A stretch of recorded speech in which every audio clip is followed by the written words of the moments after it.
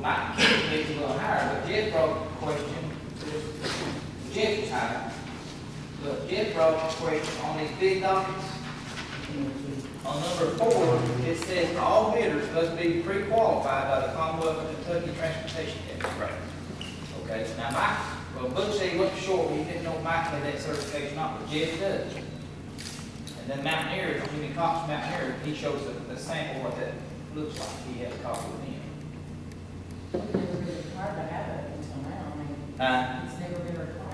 Well, that's what they never required before, but it is in the bid document. There was not a requirement before, and there was a change made for this year. It was based on the Commonwealth of Kentucky's recommendations for these type of bids. That's why it was included this year and was explicitly stated, I believe, in the advertisement for the bids, that there would have to be that requirement. The position of the fiscal court, given that the circumstances are a little different this year, I can only say that if it was a qualifying bid on every other facet, but the certification was not yet turned in, if you all would allow it for them time to show that they had the certification, even though it wasn't pre-approved, given that it's the first time that that's been done, you all can accept that. Now, you are completely covered by what was actually listed. It was listed that was a requirement. Therefore, you can refuse that bid if you choose to. But the recommendation I'm making is because this is the first time that's actually had to be in there and they had to be approved ahead of time, that if you're going to make any exception to that, that it's going to have to be done on a separate fiscal court day. You're going to have to repost that particular portion of the gravel, because I know that doesn't affect every single bid, it's just gravel on the gravel. But we would have to repost it, giving opportunity for everyone to put new bids in. Now, I don't know what that's going to do as far as just from a practical matter, being able to push things back, if that's going to slow down any type of work that's being done or anything like that. That's consideration that you need to think about. But if you're going to make any type of special condition allowing someone to come back in now and show that they've not been approved by the state, then every single bid on that gravel has to be redone. Because it was properly posted, that was a requirement. If it wasn't posted, it'd be a different issue. But because it was listed saying that is a requirement, anything that come in that don't actually say that is not a qualifying bid. They all got the same bid package. Y'all understand what you're telling us? Either you might have to reopen the bids or accept it as it is.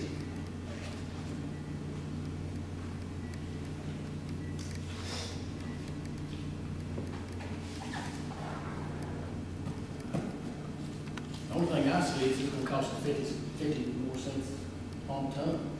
Yeah. You better get across the board, it's gonna be a lot. That's my concern. You got, some of them's $1.30, some of them 50 cents, some of them 65 cents.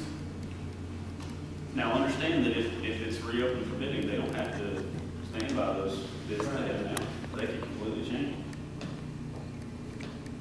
So, I mean, I understand you're trying to kind of speculate out, but. Right, I mean, I'm just trying to toss everything around here. I mean, Yeah. So it costs more money. it's gonna cost us 50 cents more a ton over a piece of paper. That's what it amounts to.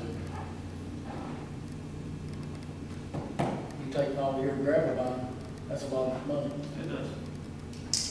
Well, I like them both. They're both friends, but will they be subject to lawsuit or Jeff done what the court of rule?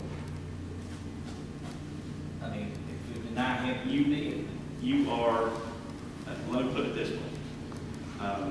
He can bring suit if he is given the opportunity to bid again, and these first round is not actually used, then I believe that we're going to be successful in defending a lawsuit, but we are going to probably defend a lawsuit. Does that ring true? I mean, what I'm saying is he could very well bring suit. I think we'll be okay if the county does show that they are making strides to situation, they opened the bid back up, gave you another opportunity to come in and everything else. If you're talking about just completely avoiding any type of suit, you can only look at the qualifying bids as they were properly listed, and those are the ones you have to go on. And you get part of the qualification. I know it's a fiscal consideration, and that is a substantial fiscal consideration, 50 cents a ton difference. But if we're talking about what was properly done by the procedure that is prescribed for us, you need to just accept the bids as is. Should we go in closed session on this, you think, just to discuss? We can. I'm fine discussing it with everyone, but if anyone has any particular questions, then by all means. Did y'all want to go in closed session to discuss this? Let me ask Butch one question. Butch, did you know you were supposed to have that number or not? No, sir.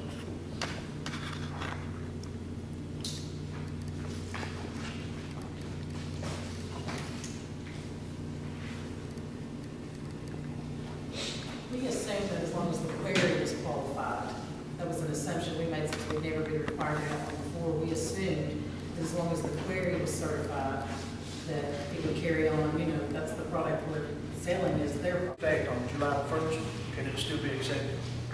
Because the package went out and says the bidders, as they were, must have met these qualifications ahead of time. You can't go back and throw out all these bids, all the qualifying bids now and bring in an extra. That's what I'm saying from a legal standpoint, because we discussed it,